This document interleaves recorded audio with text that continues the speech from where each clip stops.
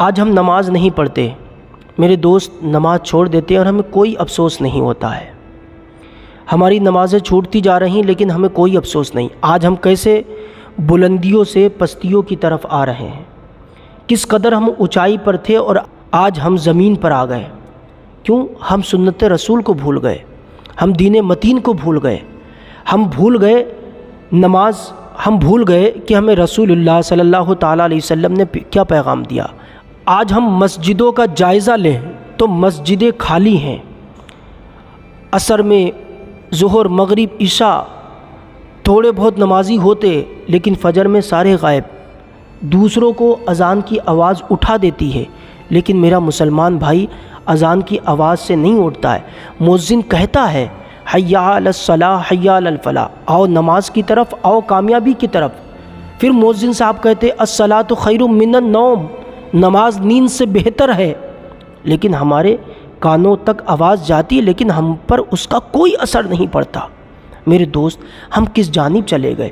حضور نے فرمایا نماز دین کا ستون ہے، جس نے نماز کو قائم کیا اس نے دین کو قائم کیا، جس نے نماز کو چھوڑ دیا اس نے دین کو ڈھا دیا۔ آج دیکھو ہم پانچوں وقت نماز نہ پڑھ کے دین کو روز دن بدن ڈھاتے چلے جا رہے ہیں۔ ہمارا دل سیاہ ہو چکا، ہمیں کوئی پرواہ نہیں۔ ہم نہیں سوچتے کہ ہمیں اللہ کے حضور جانا ہے، ہم نہیں سوچتے کہ ہمیں حضور کو چہرہ دکھانا ہے۔ یار سوچو تو یار، موت کا تو کوئی پتہ نہیں ہے، کب کس کو موت آ جائے کوئی نہیں جانتا۔ ایک سانس وہ جو لے لی، ایک سانس وہ جو لوگے، ایک سانس وہ جو لے رہے، زندگی کتنی ہوئی جو لے لی وہ ختم، جو لوگے پتہ نہیں آئے گی کہ نہیں آئے گی۔ زندگی ہوئی کتنی؟ زندگی یہی تو ہے جو سانس لے رہے۔ میرے عزیز، میرے دوست، ذرا سوچو، بے نمازی ہم زندگی بھر رہے اور اسی حال میں چلے گئے قبر میں تو حضور دیکھیں گے، فرشتے پوچھیں گے نا اس مرد کے بارے میں کیا گمان کرتے تھے۔ تو ہمارے آقا جب دیکھیں گے کہ نمازیں پڑھ کر کے نہیں آیا تو حضور چہرہ پھیر لیں گے، اور جس سے مدینے والے چہرہ پھیر لیں اس کا ٹھکانہ کیا ہوگا؟ کبھی اکیلے میں بیٹھ کر کے سوچو یار۔ حضور فرماتے ہیں نماز میرے آنکھوں کی ٹھنڈک ہے۔ آج ہم حضور کی آنکھوں کو کتنی تکلیف دیتے۔ باپ کی محنتوں کا احساس ہے ہمیں کہ باپ کتنی محنت سے کما کے لایا، ہم کمائی کو غلط جگہ خرچ نہیں کریں گے، یہ سوچ لیتے ہیں، لیکن ہمیں حضور کی محنتوں کا احساس نہیں ہے۔ ہم بھول گئے کہ حضور نے طائف کے میدان میں صرف دین رسول پہنچانے کے لیے پتھر کھائے، آپ کے جوتے خون سے بھر گئے۔ ہم بھول بیٹھے کہ آپ کے اوپر اونٹ کی اوجڑی ڈال دی گئی، آپ کو پھانسی لگائی گئی، آپ کو قتل کرنے کا مشن بنایا گیا۔ کس قدر مشقتیں اٹھائیں حضور نے، اور ہم نماز کے پابند نہیں، ہم نمازوں کو چھوڑ دیتے ہیں۔ او لوگوں، نماز قائم کرو۔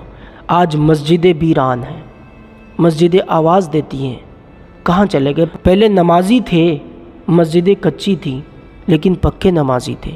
آج مسجدیں تو پکی بن گئیں لیکن نمازی کچے ہیں۔ ہمیں افسوس نہیں ہوتا، پورے دن کی ہم نماز نہیں پڑھتے، افسوس نہیں ہوتا، سینہ پھلائے پھرتے ہیں۔ کیوں؟ دولت ہے، شہرت ہے، عزت ہے، سوچتے اللہ کا فضل ہے۔ میرے دوست، اللہ کا فضل سب سے پہلا یہ ہے کہ ہم اللہ کی بارگاہ میں سجدہ کرنے لگ جائیں، مسجدوں میں آ کر کے ہم سجدے کرنے لگ جائیں۔ اونچی بلڈنگ بنا کر کے اللہ کا فضل ہے یہ بولتے ہو، لیکن کاش یہ بولا ہوتا تب جب ہم نماز پڑھ کے باہر نکلتے، پھر کوئی پوچھتا کیا معاملہ ہے، کب کہتے اللہ کا فضل ہے، میں اللہ کی بارگاہ میں سر کو جھکانے آیا، اللہ نے مجھے توفیق دی، میں نے سر جھکایا۔ یہ اللہ کا فضل ہے۔ میرے عزیز، میرے دوست، اکیلے میں بیٹھ کر کے سوچو ہم دین کا کس قدر مذاق اڑا رہے ہیں۔ نمازیں نہیں پڑھتے، نمازیں چھوڑ دیتے ہیں۔ بے نمازی کا حال، اللہ اکبر، عذاب قبر تو ذرا یاد کرو، جہنم کے ان بھڑکتے ہوئے شعلوں کو یاد کرو کہ جہنم میں ڈال دیے جاؤ گے۔ اگر کوئی باجماعت نماز نہ پڑھے، اس کے لیے اتنی وعیدیں آئی ہیں، تو سوچو جو لوگ سرے سے نماز ہی نہیں پڑھتے ان کا معاملہ کیا ہوگا۔ میرے عزیز، میرے دوست، نماز کسی بھی حال میں معاف نہیں ہے۔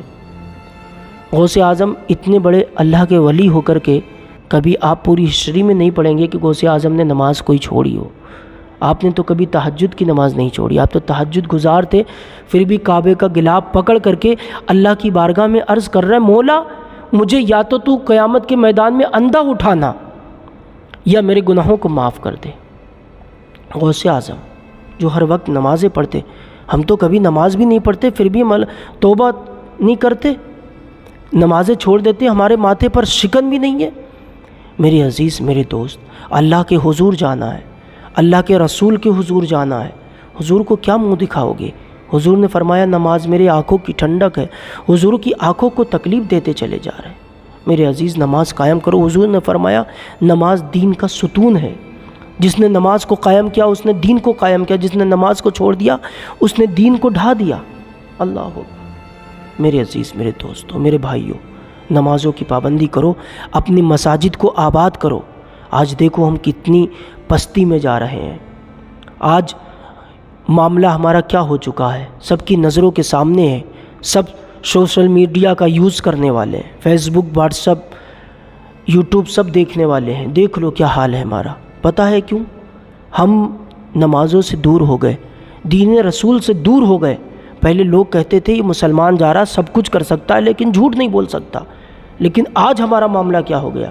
آج سب سے بڑے جھوٹے ہم بولے جا رہے ہیں، آج سب سے بڑا جھوٹا ہمیں کہا جا رہا۔ کیوں؟ ہم نے حضور کی شریعت کا مذاق اڑایا، ہم نے سنت رسول کے تقدس کو پامال کر دیا یار، اس لیے آج ہمارے ساتھ یہ ہو رہا ہے۔ نمازوں کی پابندی کرو و جماعت نماز پڑھا کرو۔ فضیلت سنو جماعت سے نماز پڑھنے والے کی۔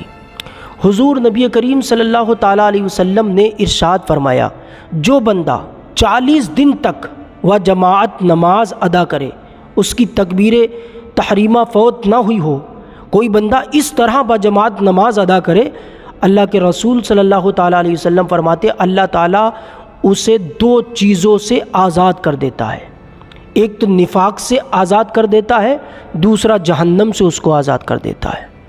میرے دوست، نمازوں کی پابندی کرو، نماز اللہ سے قریب کر دیتی ہے۔